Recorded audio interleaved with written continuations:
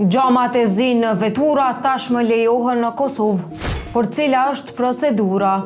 Automjetet me gjama të errësuar nuk do të konsiderohen më automatikisht të paligjshme, por do të duhet të kalojnë një procedurë zyrtare për të legalizuar. Duke filluar nga sot, të gjitha automjetet me gjama të errësuar obligohen të legalizojnë ato përmes procedurës së e-testit në mënyrë që të jenë në përputhje me dokumentacionin ligjor. Procedura do realizohet në qendrën e automjeteve të Kosovës, ku do të verifikohet nëse gjamat përmbushin standardet e lejuara.